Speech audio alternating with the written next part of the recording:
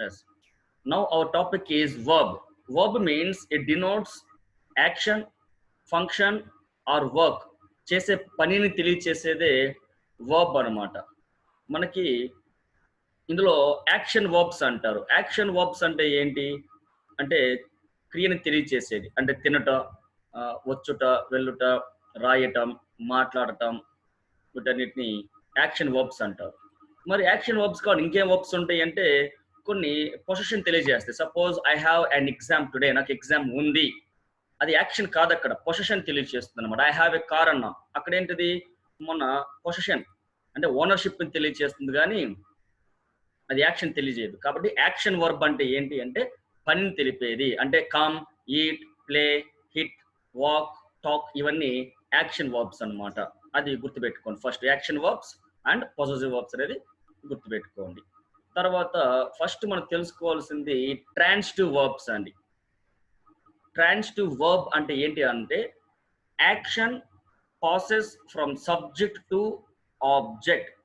అంటే సబ్జెక్ట్ నుంచి ఆబ్జెక్ట్ కి యాక్షన్ తరలినప్పుడు మాత్రమే దాన్ని మనం ట్రాన్సిటివ్ వర్బ్ అంటాం. For example I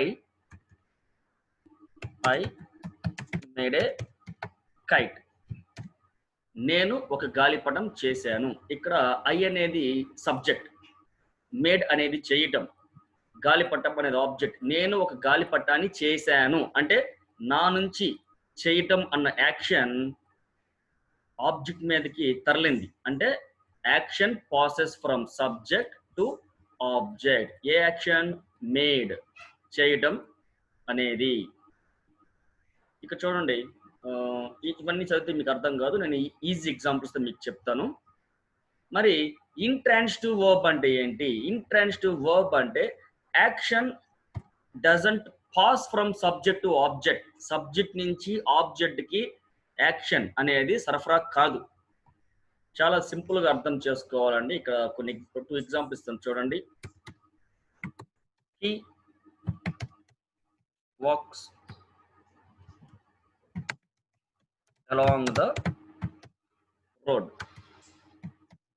he walks along the road. అతను రోడ్డు వెంబడి నడుచుకుంటూ వెళ్తున్నాడు. ఇక్కడ యాక్షన్ ఉంది, నడవటం అనే యాక్షన్ ఉంది, కానీ అది నా నుంచి లేదా అతడి నుంచి రోడ్డు మీదకి ట్రాన్స్ఫర్ కావటం లేదు. యాక్షన్ రోడ్డు మీద నడుచుకుంటూ వెళ్తున్నాడు, కానీ అతని నుంచి రోడ్డుకి యాక్షన్ ట్రాన్స్ఫర్ కావటం లేదు.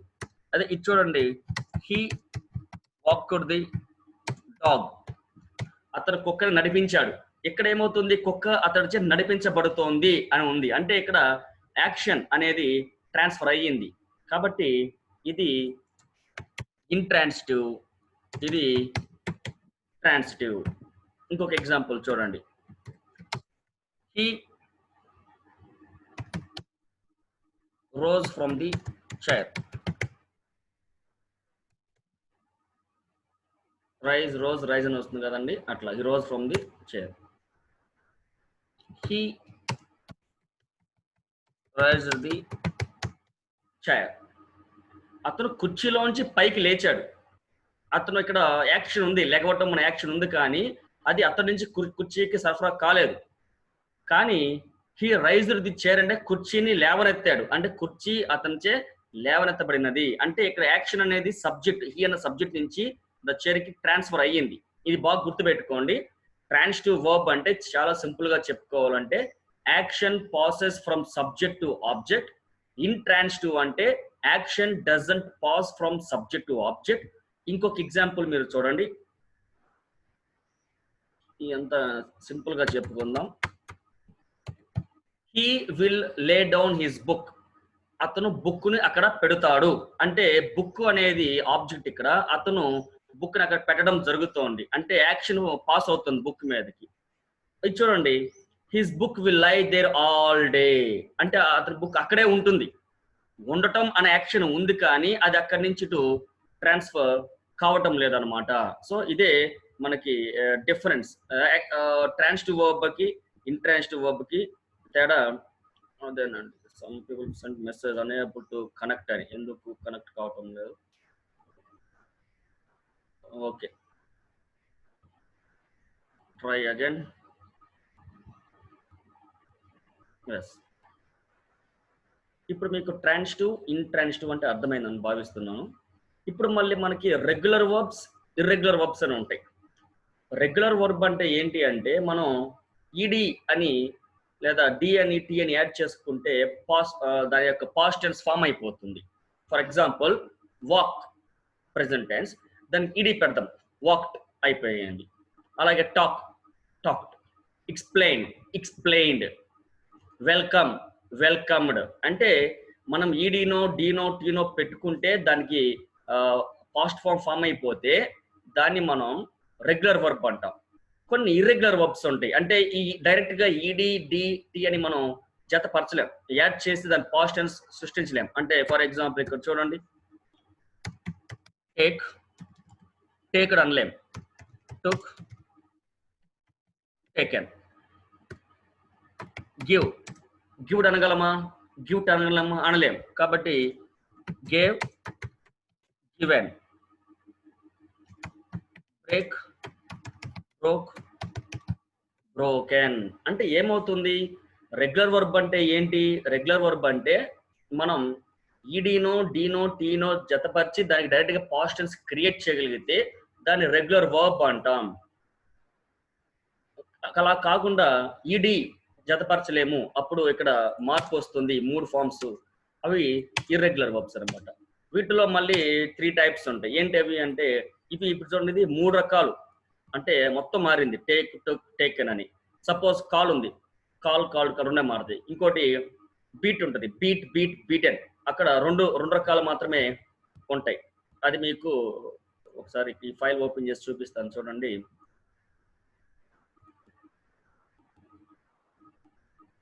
ఇంగ్లీష్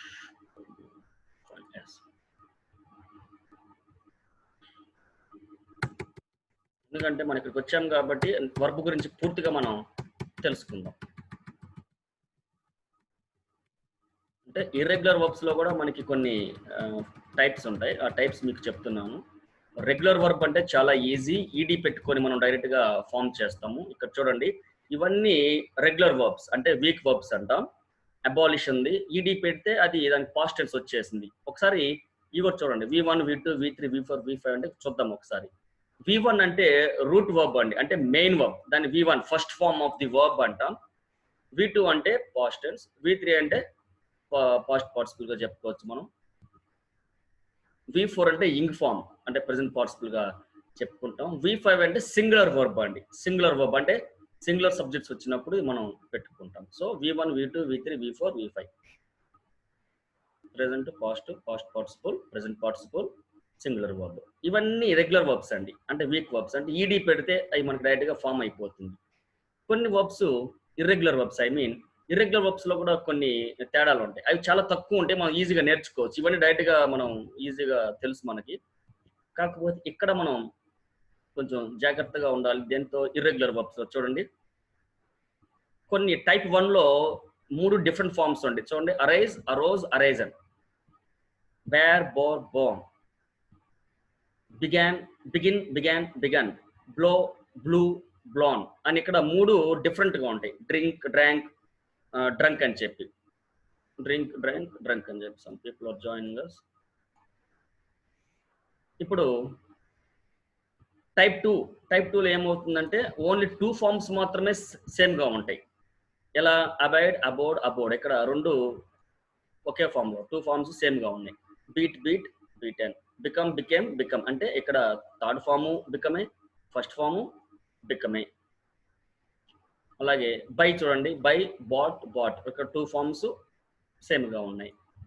ఇంకోటి థర్డ్ టైప్ ఏంటి అంటే ఆల్ 3 ఫార్మ్స్ సేమ్ గా ఉంటాయి. ఇది తెలిసిందే కదా మనకి. Cut, cut, cut, put, put, put, hit, hit, hit, shut, shut, shut.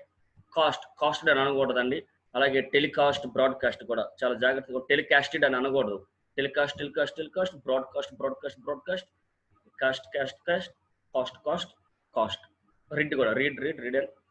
రీడెన్ అంటాము, అది వేరే. ఇక్కడ let, let, let, hurt, hurt, hurt. ఇవి verbs, weak verbs, strong verbs, regular verbs, irregular verbs మనం ఇప్పుడు మూడ్ ఆఫ్ ది వర్బ్. ఇది మనకి ఎగ్జామ్లు అడగరు, కాకపోతే మనం టీచర్స్ ఆఫ్ ఇంగ్లీష్ అవ్వాలంటే నేర్చుకోవాలి. మొత్తానికి మనకి 4 టైప్స్ ఆఫ్ మూడ్స్ ఉంటాయి వర్బ్ లో. ఫస్ట్ ఇది ఏంటంటే ఇండికేటివ్ మూడ్ అనమాట. ఇండికేటివ్ మూడ్ అంటే it expresses assertion, denial or question. అంటే పాజిటివ్ స్టేట్మెంట్ కావచ్చు, నెగిటివ్ కావచ్చు, లేదా క్వశ్చన్ అడగచ్చు. ఫర్ ఎగ్జాంపుల్ అసర్షన్ అంటే కరెక్ట్ గా ఇది అని చెప్తోంది. Heathrow is the world's biggest airport అంటే ఒక స్టేట్మెంట్ చేసాం, అసర్ట్ చేసాం. అంటే అసర్టైన్ అంటే ఏంటి, రూఢీపరచడం, కన్ఫర్మ్ చేయటం. డినయల్ అంటే తోసిపుచ్చటం. Oliver cannot speak English, he is not a student, it is not that easy అని చెప్పి డినై చేయటం. క్వశ్చన్ అడగటం కూడా డూ యూ వర్క్, ఇక్కడ వర్బ్ ఏం చేస్తుంది అనేది మనం చెప్పొచ్చు. నువ్వు పని చేస్తుంటావా, డూ యూ నో మీ అని చెప్పి. ఇంకొన్ని examples, Little Rock is the capital of Arkansas అంటే ఇక్కడ ఏం చేస్తుంది, స్టేట్మెంట్ ఇచ్చింది, అసర్ట్ చేస్తుంది. ఆస్ట్రిచెస్ కెనాట్ ఫ్లై ఇది కూడా స్టేట్మెంట్. ఇక్కడ డినయల్ గా మనం దీన్ని చెప్పుకోవచ్చు, డినయల్ గా కూడా మనం చెప్పుకోవచ్చు. Some people are joining us, denial కూడా చెప్పుకోవచ్చు. అలాగే క్వశ్చన్ కూడా అడిగారు, question. Some people are still joining. Have you finish your work అంటే ఇండికేటివ్ మూడ్. ఇండికేటివ్ మూడ్ లో ఏముంటుంది, అసర్షన్, డినయల్ అండ్ క్వశ్చన్ ఉంటుంది. తర్వాత ఇంపరేటివ్ మూడ్. ఇంపరేటివ్ అంటే మీకు తెలుసు ఆల్రెడీ. ఇప్పుడు అసర్టివ్ సెంటెన్స్ అంటే మీకు తెలుసు కదా, అసర్టివ్ సెంటెన్స్ అంటే neither positive or negative statement మనకు తెలిసిందే, కానీ క్వశ్చన్ వస్తుంది ఇక్కడ, అదొకటి గుర్తుపెట్టుకోవాలి. ఇంపరేటివ్ అంటే రిక్వెస్ట్ కానీ, అడ్వైస్ కానీ, కమాండ్ కానీ. మీకు ఆల్రెడీ సెంటెన్స్ క్లాస్ చెప్పాను, అందుకే ఇప్పుడు అర్థమైందా.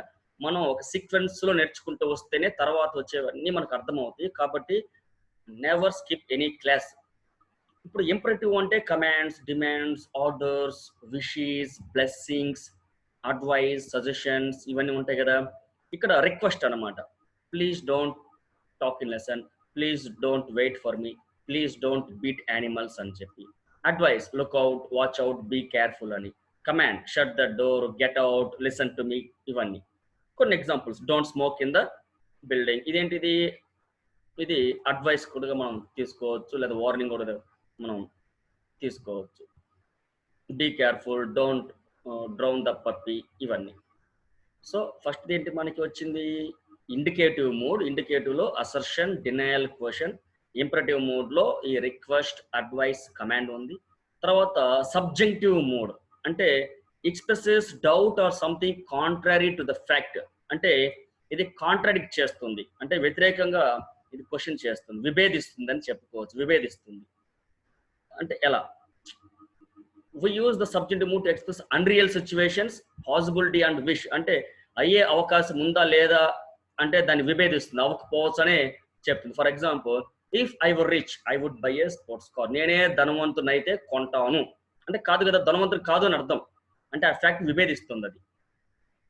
I wish it should stop raining, వాన పడితే బాగున్ను అనుకుంటాను అంటే అది ఆగటం లేదు, ఆగటం లేదు కాబట్టి వాడు వాన ఆగిపోతే బాగున్ను, వాన ఆగిపోతే బాగున్ను అని వాడు కోరుకుంటున్నాడు ఇక్కడ. అలాగే possibility, we might find her ring if we were to look hard enough, మనం కరెక్ట్గా ఎత్తగలిగితే బాగా వినొచ్చు అని అర్థం. నెక్స్ట్ ఇన్ఫినిటివ్ మూడ్ అండి. ఇన్ఫినిటివ్ మూడ్ అంటే చాలా సింపుల్, టు ఇన్ఫినిటివ్ గా మీరు గుర్తుపట్టచ్చు. టు ఇన్ఫినిటివ్ అంటే చూడండి, టు ఎర్ర్ ఈజ్ హ్యూమన్, తప్పు చేయటం మానవ సహజం. టు ఫర్గివ్ ఈజ్ డివైన్, క్షమించడం అనేది దైవత్వంతో సమానం. Some people are joining us. Yes. ఇక్కడ చూడండి, I may go to the beach, అది తీసుకోకూడదు మనం. టు బి అడ్మైర్డ్ అని, టు సీ అని, దీన్ని టు ఇన్ఫినిటివ్ అంటారు. మళ్ళీ finite verb, infinite verb, to infinitive, దీని మీద ఒక క్లాస్ చెప్తాను, ఎందుకంటే ఒక క్లాస్ దానికి పడుతుంది. ఆల్రెడీ నేను క్లాస్ చెప్పాను, కాబట్టి కొత్తగా కొంతమంది మెంబర్స్ ఉన్నారు కాబట్టి మనం ఫస్ట్ నుంచి బేసిక్ గ్రామర్ నుంచి వస్తున్నాం. ఇది అప్లోడ్ చేస్తానండి. ఇక్కడ మనం ఏం తెలుసుకున్నాము వర్బ్ గురించి అంటే, verb denotes action, function or work. Verbs are of two types, action verbs ఉంటాయి, పొజిషన్ వర్బ్స్ లేదా స్టేటస్ తెలియజేసేది. ఎలా అంటే I am a student, I have a car, I work every day, ఇవి. తర్వాత వర్బ్ ప్రైమరీగా టూ టైప్స్ ఉంటాయి. Transitive verb అంటే where action passes from subject to object. Intransitive verb, action will be there but it doesn't pass from subject to object. ఎందుకు తెలుసుకోవాలి మనం అది transitive intransitive అంటే, only transitive verbs will have passive form. ఇక్కడే add చేస్తానండి, మీరు confuse కాకుండా, ఎందుకంటే మెటీరియల్ పోస్ట్ చేసినప్పుడు మళ్ళీ మర్చిపోతాం. Only transitive verbs will have a passive form. అంటే ట్రాన్సిటివ్ వర్బ్స్ కి మాత్రమే పాసివ్ ఫామ్ ఉంటుంది. ఇప్పుడు ఐ హ్యావ్ ఎ కార్ అంటే కార్ ఈజ్ హ్యాడ్ బై మీ అంటానికి లేదు మనం. ఐ హ్యావ్ అన్ ఎగ్జామ్ అంటే అది ఇంట్రాన్సిటివ్, అది పొజిషన్ తెలియజేస్తోంది. అలాంటప్పుడు మనం దానికి పాసివ్ ఫామ్ రాయలేం. అందువల్ల ట్రాన్సిటివ్ వర్బ్ ఏది, ఇంట్రాన్సిటివ్ వర్బ్ ఏది అనేది మనం తెలుసుకోవాలి. తర్వాత ఏం తెలుసుకున్నాం, రెగ్యులర్ వర్బ్ అంటే ఏంటి అంటే ఇడి లేదా టీ, లర్న్ ఉంది, లర్న్ అని పెట్టాము, పాస్ట్ టెన్స్ అయిపోయింది. అర్థమైంది కదా. లెండ్ ఉంది, లెంట్ అన్నాం, పాస్ట్ టెన్స్ అయిపోయింది. కొంతమంది జాయిన్ అవుతున్నారండి. అలా ఈడి డైరెక్ట్ గా మనం ఇచ్చి, అంటే ఓన్లీ టీ అంటే టీ లేదు, ఈడి కానీ డి కానీ, లైక్ ఉంది, లైక్డ్ అని డి పెట్టంగానే పాస్ట్ టెన్స్ అయిపోయింది. అలో ఉంటే అలౌడ్ అని చెప్తే అది పాస్ట్ టెన్స్ అయిపోయింది. డైరెక్ట్ గా పాస్ట్ టెన్స్ ఫామ్ చేయగలిగాం కాబట్టి దాన్ని రెగ్యులర్ వర్బ్స్ అంటాము. కానీ ఇర్రెగ్యులర్ వర్బ్స్ అంటే ఏంటి, sorry, the verbs which form their past tense by adding ed to represent regular verbs or weak verbs. నేను కన్ఫ్యూజ్ అయ్యానా, ఇక్కడ కన్ఫ్యూజ్ టైప్ చేసానా, ఈడీ పెడితే రెగ్యులర్ అవుతుంది, ఈడీ పెట్టలేకపోతే రెగ్యులర్ అవుతుంది. దాన్ని చెక్ చేసి మీకు పంపిస్తాను. తర్వాత మూడ్ ఆఫ్ ది వర్బ్ చెప్పుకున్నాం. మనకి 4 kinds ఆఫ్ మూడ్ ఉంటుంది. ఇండికేటివ్ మూడ్ లో అసర్షన్ కానీ, స్టేట్మెంట్ అంటే అసర్షన్ అంటే నెగిటివ్ స్టేట్మెంట్ కానీ, పాజిటివ్ స్టేట్మెంట్ కానీ, అలాగే డినయల్ అంటే నెగేషన్ కానీ, క్వశ్చన్ కానీ ఉంటుంది. ఇంపరేటివ్ లో ఈ సజెషన్, రిక్వెస్ట్, కమాండ్ ఇవన్నీ ఉంటాయి. సబ్జెక్టివ్ మూడ్ లో కాంట్రాక్ట్ టు ద ఫ్యాక్ట్ ఉంటుంది. అలాగే పాసిబిలిటీ, విష్ అంటే I wish I were rich, నేను ధనవంతుని అయితే బాగుండు, అలా. ఇఫ్ ఐ వర్ రిచ్ లేదా if I were a bird I could fly, నేనే కానీ పక్షిని అయితే ఎగరగలను అంటే పాసిబిలిటీ. ఓన్లీ అది మన విష్, కోరిక మాత్రమే. ఇన్ఫినిటివ్ మోడ్ అంటే 2+V1 అండి. 2+V1 గా ఇక్కడ చూడండి. ఇన్ఫినిటివ్ అంటే I have to go, I have to sing, we have to speak. ఇది గుర్తుపెట్టి చాలు. ఇదంతా మీరు చదివితే అర్థం కాదు, ఊరికి వేస్ట్. ఈ అండర్లైన్ చేసిన వరకే మీరు చదివితే చాలు. ఇప్పుడు మనం యాడ్వర్బ్స్కి వెళ్దామండి.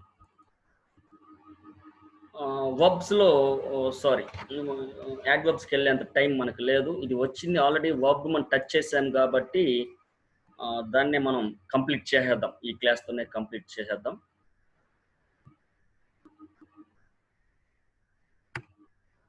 ఇప్పుడు మనం హెల్పింగ్ వర్బ్స్, హెల్పింగ్ వర్బ్స్ అంటారు, లేదా మోడల్ వర్బ్స్ అంటారు, లేదా ఆక్సిలరీస్ అంటారు. అసలు హెల్పింగ్ వర్బ్ అంటే ఏంటి? ఇప్పుడు ఐ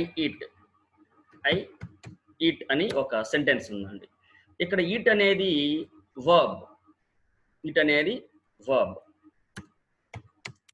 ఐ మే ఈట్, నేను తినొచ్చు. ఇక్కడ ఈట్ అనేది వర్బ్ అంటే మెయిన్ వర్బ్. మే అనేది అసలు మీనింగ్ ఏంటి చూద్దాం. ఐ ఈట్ అంటే నేను తింటుంటాను అని అర్థం. ఐ ఈట్ అంటే నేను తింటుంటాను. ఐ మే ఈట్ అంటే నేను తినొచ్చు. అంటే ఏమైంది, అర్థం మారింది. ఎలా మారిపోయింది అర్థం అంటే ఇక్కడ మే అనేది వచ్చింది. ఇక్కడ ఒకటే వర్బ్ ఉంది, ఇక్కడ 2 వర్బ్స్ ఉన్నాయి. ఇక్కడ ఇదేమో మెయిన్ వర్బ్ అవుతుంది, ఇదేమో హెల్పింగ్ వర్బ్.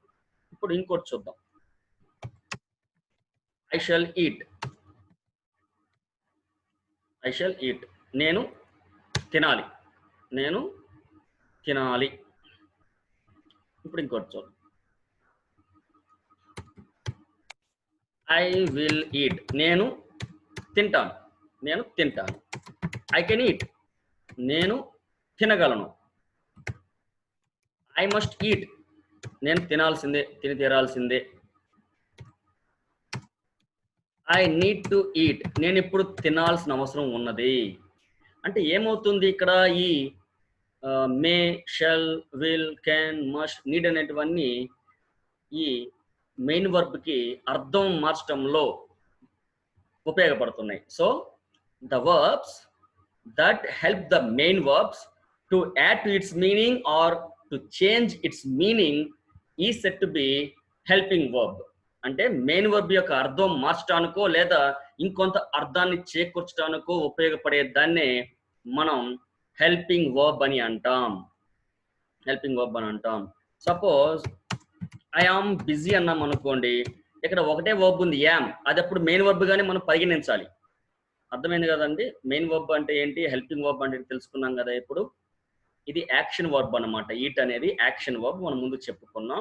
ఈ మే, షెల్, విల్, కెన్ అనేవి మెయిన్ వర్బ్ కి ఉపయోగపడుతున్నాయి. ఎందులో ఉపయోగపడుతున్నాయి? అర్థం మార్చడానికి, అర్థం ఇంకొంత అర్థాన్ని జోడించడానికి ఉపయోగపడుతున్నాయి. ఇప్పుడు టోటల్ గా మనకి ఇవి 24 అండి. టోటల్ గా 24. డెఫినేషన్ కూడా ఇస్తాను, ఈ మెటీరియల్ పోస్ట్ చేస్తాను కాబట్టి. The verb that helps the main verb to change or to add something to its meaning is said to be the helping verb. ఇది డెఫినేషన్ అండి, మెయిన్ హెల్పింగ్ వర్బ్ యొక్క definition. Total ఎన్ని ఉన్నాయని చెప్పుకున్నాం మనం? 24. అందులో ఫస్ట్ వచ్చేది చూడండి, బీ ఫార్మ్స్. బీ ఫార్మ్స్ ఎన్ని ఉంటాయి మనకి అంటే ఈస్, యామ్ అండ్ ఆర్. అవి కూడా బీ ఫార్మ్స్ లో కూడా మళ్ళీ రకాలు ఉంటాయి. ఏంటవి? Present be forms. ఇందులో ప్రెజెంట్ బీ ఫార్మ్స్ వచ్చి ఈజ్, యామ్, ఆర్. అలాగే past be forms. Past be forms వచ్చి was and were. Was and verb.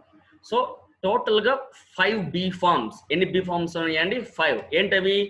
Is, am, are, was and were. ఈ 5 ఏంటి అంటే be forms. So totally we have 5 be forms. కొంతమంది doubt వస్తుంది, మరి be ఏంటి, been ఏంటి, బీయింగ్ ఏంటి అంటే అవి వర్బ్సే కానీ హెల్పింగ్ వర్బ్స్ కింద మనం జతపరచలేం. ఎందుకంటే అవి వీటి యొక్క ప్యాసివ్ ఫార్మ్స్ అన్నమాట. ఇవేమైతే ఉన్నాయో వీటి యొక్క ప్యాసివ్ ఫార్మ్స్ అన్నమాట. ఎందుకంటే హెల్పింగ్ వర్బ్ అంటే ఏంటి, మెయిన్ వర్బ్ కి ఉపయోగపడేది. అవి ఇక్కడ మెయిన్ వర్బ్ ఉపయోగపడలేవు. సపోజ్ బీ హియర్ అన్నాం అనుకోండి, అప్పుడు బి అనేది ఏమవుతుంది, అక్కడ మెయిన్ వర్బ్ అవుతుంది. అలాగే ఐ విల్ బి గోయింగ్ అన్నాం అనుకోండి, అక్కడ గోయింగ్ అనేది వర్బ్ గా తీసుకుంటే విల్ అనేది అక్కడ హెల్పింగ్ వర్బ్ అన్నమాట. సపోజ్ హీఈస్ బీయింగ్ కాట్ అన్నాం అనుకోండి, అంటే అది ప్యాసివ్ ఫామ్ లో వచ్చినది అన్నమాట. కాబట్టి బీ ఫార్మ్స్ అనేవి 5గానే మనం చెప్పుకోవాలి. Been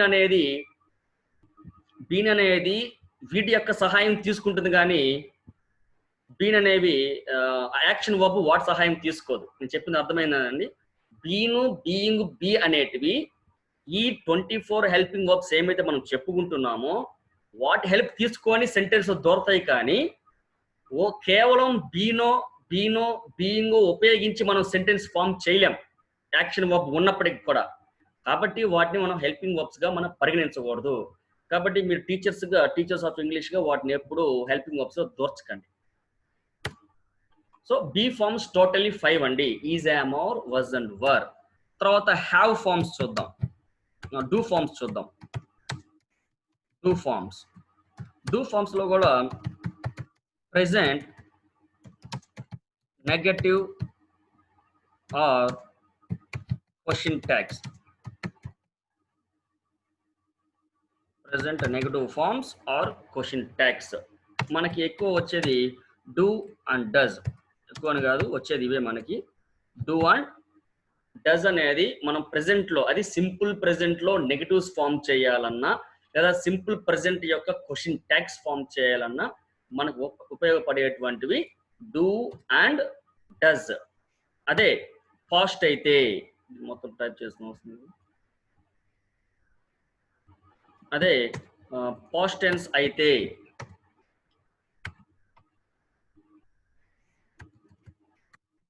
past negative or question tag ఏంటి అంటే డిడ్. సో టోటల్ గా మనకి 3 డూ ఫార్మ్స్ ఉన్నాయి. Do, does, did. Got it? ఇప్పుడు ఇందాక మనం చెప్పుకున్నాం కదా, మరి బి ఏంటి సార్, బీన్ ఏంటి సార్, బీయింగ్ ఏంటి సార్ అని.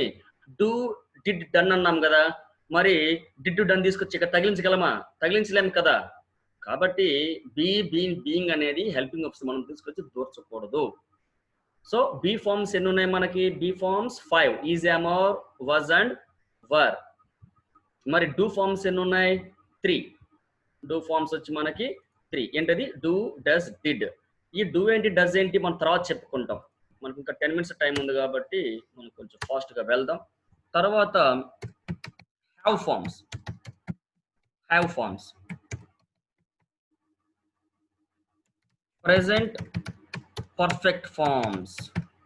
ప్రెజెంట్ పర్ఫెక్ట్ వచ్చి మనకి has and have.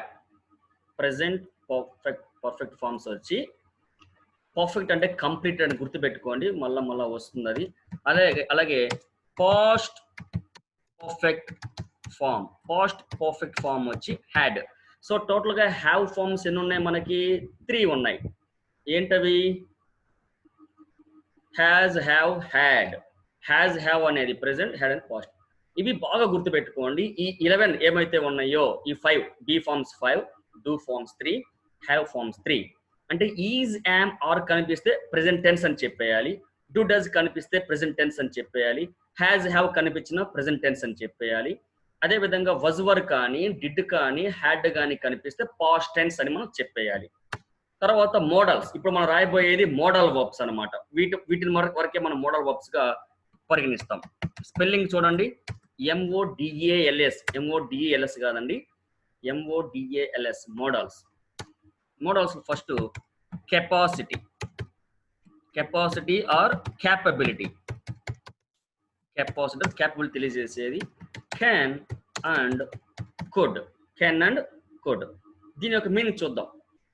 I can do it, నేను చేయగలను. ఐ కుడ్ డూ ఇట్, నేను చేసుండగలను. అంటే కుడ్ అనేది మనం బేసికల్ గా పాస్ట్ టెన్స్ లో ఉపయోగిస్తాం. కానీ కుడ్ అనేది ప్రెజెంట్ టెన్స్ లో వాడుకోవచ్చు, పాస్ట్ టెన్స్ లో వాడుకోవచ్చు. కానీ కెన్ అనేది తీసుకెళ్లి పాస్ట్ టెన్స్ లో మనం ఉపయోగించలేం. Yesterday I can do it yesterday అంటానికి లేదు. Yesterday I could do it yesterday అనొచ్చు, కానీ I can do it yesterday అనలేం. అలాగని చెప్పి కెన్ ప్రెజెంట్, కుడ్ పాస్ట్ అని చెప్పకూడదు. మోడల్స్ కి ప్రెజెంట్ పాస్ట్ టెన్స్ ఉండవు, గుర్తుపెట్టుకోండి. కానీ రెస్ట్రిక్షన్స్ ఉన్నాయి. అది capacity. Next possibility. Possibility or probability. Possibility or probability. May and might. May and might. He may come, వాడు రావచ్చు. హీ మైట్ కమ్, వాడు వచ్చి ఉండొచ్చు. అంటే పాస్ట్ రిఫర్ చేసినప్పుడు హీ మైట్ కమ్, వాడు వచ్చి. వాన పడబోతుంది అనుకోండి, ఇట్ మే రైన్, వాన పడచ్చు. ఇట్ మైట్ రైన్, ఇక్కడంతా తడిగా ఉందంటే ఇట్ మైట్ రైన్, వాన పడుండొచ్చు అని అర్థం. అలాగని చెప్పాను కదా, మే తీసుకెళ్ళి పాస్ట్ లో వాడలాం. ఇట్ మే రైన్ ఎస్టర్డే అంటాం లేదు, ఇట్ మైట్ రైన్ ఎస్టర్డే అనొచ్చు మనం. Next permission. Permission shall and should. Shall I take it, should we do it అని పర్మిషన్కి మనం వాడుకుంటాం. తర్వాత డిటర్మినేషన్. డిటర్మైన్ అంటే డిసైడెడ్ అన్నమాట, ఒక పని చేద్దామని నిర్ణయించుకున్నాం. అదేంటది? Will and would. Will and would. Still some people are joining at the end of the class, let them. Will and would అనేది ఏంటది? మనం డిటర్మినేషన్. ఇవి బేసిక్ యూజెస్ అన్నమాట. Capacity, can, could, possibility, may, might, permission, shall, should, determination, will, would అని చెప్పుకుంటాం. కానీ their functions are many. For example permission కి shall, should చెప్పుకున్నాం. మరి కెన్ వాడకూడదా? మే వాడకూడదా? విల్ వాడుకోవచ్చు. May I take your pen, can I take your pen, will I take your pen అని వాడుకోవచ్చు. ఇవి బేసిక్ ఫంక్షన్స్ అంతే. But these functions are many. ఏంటంటే అని దీని మీద మనకి మెటీరియల్ ఉంది, ఆ మెటీరియల్ మీకు పోస్ట్ చేస్తాను. ఎందుకంటే అది 2-3 క్లాసెస్ కూడా చెప్పుకోలేం. ఇది బేసిక్ నాలెడ్జ్ ఉంటే మనం వీ కెన్ ఆన్సర్. క్వశ్చన్ అడుగుతాడు, మన లాస్ట్ ఎగ్జామ్లో అడిగాడు, ఇది ఏం తెలియజేస్తుంది, క్యాపబిలిటీ తెలియజేస్తుందా, పాసిబిలిటీ తెలియజేస్తుందా అని చెప్పి డిఎస్సి స్కూల్ అసిస్టెంట్లో బిట్ అడిగాడు. చాలా తడబడ్డారు కూడా, ఎందుకంటే ఇక్కడ అన్ని ఈజీగా ఉంటాయి, ఎగ్జామ్కి వెళ్తేనే కన్ఫ్యూజ్ అవుతాం. ఈ 8 వచ్చి మోడల్స్ అండి. తర్వాత ఇంకొక 5 ఉంటాయి, అవి ఏంటో చూద్దాం. ఆబ్లిగేషన్. ఆబ్లిగేషన్ అంటే కొన్నిసార్లు మొహమాటానికి చేయాల్సి వస్తుంది. అంటే అదేంటది? Ought to. అంటే we ought to respect elders. పెద్దవారిని గౌరవిస్తే మంచిది. అంటే there is no force, there is no rule, కానీ చేస్తే మంచిది, మన విధేయత. అది మన డిస్క్రిప్షన్ వదిలేస్తారు. For example, we ought to help the poor. పేదలకి సహాయం చేస్తే మంచిది. చెయ్యమని చెప్పడం లేదు, చెయ్యాలని చెప్పడం లేదు, చేసి తీరాలని చెప్పట్లేదు. We ought to love the pour, we ought to love the animals. జంతువులను ప్రేమిస్తే మంచిది అని చేయడం మన ఇష్టం. అక్కడ ఎటువంటి ఫోర్స్ ఉండదు. కానీ ఇది చూడండి, కంపల్షన్. కంపల్షన్ అంటే మ్యాండేటరీ, ఖచ్చితంగా. We must help the poor. పేదవారికి సహాయం చేసి తీరాలి. You must pay the fees. నువ్వు ఫీజు కట్టి తీరాలి. అంటే కంపల్షన్, కంపల్సరీ. అది ఏంటది? మస్ట్. తర్వాత నెసెసిటీ, అవసరాన్ని తెలియచేస్తుంది. You need to work hard. నువ్వు కష్టపడాల్సిన అవసరం ఉంది. You need to start now. నువ్వు బయలుదేరాల్సినటువంటి అవసరం ఉంది. ఇది అంటే అవసరాన్ని తెలియచేసేది. You need to pay fees. నువ్వు ఫీజు కట్టాల్సిన అవసరం ఉంది. You must pay the fee. నువ్వు కట్టి తీరాలి. You ought to pay the fees. ఇక్కడ ఫీజు మ్యాండేటరీ కాదు. అంటే అది వాళ్ళ ఇష్టం, కట్టొచ్చు కట్టకపోవచ్చు. You ought to. అదొకటి. అప్పుడు నెసెసిటీ ఏమవుతుంది? నీడ్. నీడ్ గుర్తుపెట్టుకోండి, నెగిటివ్ వాడినప్పుడు టు వాడాల్సిన అవసరం లేదు. I need not pay fee, I need not to pay అనకూడదు. You need to pay fees, you need not pay fees. You need to come, you need not come. అది గుర్తుపెట్టుకోండి. తర్వాత boldness. Boldness అంటే ధైర్యాన్ని తెలియచేసేదండి. ధైర్యాన్ని. How dare you come here. ఇక్కడ రావడానికి ఎంత ధైర్యం. I dare not say that. అది చెప్పేది ధైర్యం నాకు లేదు. I dare not go there. అక్కడికి వెళ్ళే ధైర్యం నాకు లేదు. I dare not face them. ఇక్కడ కూడా నాట్ వాడకూడదు. డేర్ నాట్ టు ఫేస్ అనకూడదు. How dare you to do this అనొచ్చు. How dare you do this సరిపోతుంది, టూ అవసరం లేదు. How dare you do this, how dare you come here అంటాం. అలాగే I dare not go there, I dare not do this, I dare not tell this అనాలి. Dare. Last లో వచ్చేది past habitual action. Past habitual action గతంలో ఉన్నటువంటి అలవాటు. అది ఏంటది? Use to. Use to. Some people are disconnected and trying to connect. Yes, use it to. Sentence చూద్దాం. I used to walk 10 miles a day. అంటే I used to walk అంటే నేను గతంలో రోజుకి 10 మైల్స్ నడిచేవాడిని. అంటే we are not doing that now. ఇంకోటి చూడండి. I used to drink coffee. నేను కాఫీ తాగేవాడిని. అంటే ప్రెసెంట్ లో అలవాటు లేదు మనకి, గతంలో మాత్రం ఉన్నటువంటి అలవాటు. ఎప్పటికి కూడా ఉంటే ఐ డ్రింక్ కాఫీ అంటాం. నేను కాఫీ తాగుతుంటాను. నేను కాఫీ తాగేవాడిని. I use to drink coffee. ఇప్పుడు కూడా రోజు ప్రతిరోజు నడుస్తున్నాం అనుకోండి. I walk 10 miles a day. I walk 10 miles a day అంటే ఇప్పటికీ ప్రతిరోజు రోజుకి 10 గంటలు నడుస్తుంటాను. అదే గతంలో ఉన్నటువంటి అలవాటు ఇప్పుడు మానేసినటువంటిది అయితే I use to walk 10 miles a day అని చెప్పుకుంటాం. ఇదండి హెల్పింగ్ వర్బ్స్ ఈ 24.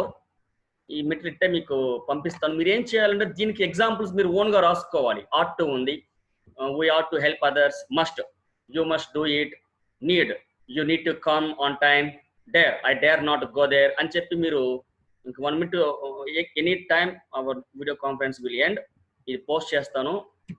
వీలైతే 9కి యాడ్వర్బ్స్ క్లాస్ చెప్పుకుంటాం మనం. వీలైతే, ఎందుకంటే మనకి ఎంతకాలం ఫ్రీగా ఉంటామో తెలియదు నాకు, కాబట్టి వీలైనంత త్వరలో మనం వీలైన టాపిక్స్ కంప్లీట్ చేసేస్తాం. It's up to you. Class attend అవ్వడం అవ్వకపోవటం అనేది చెప్పేసి మొత్తం రికార్డ్ చేసేస్తాను. We can find 28 members here. Very good.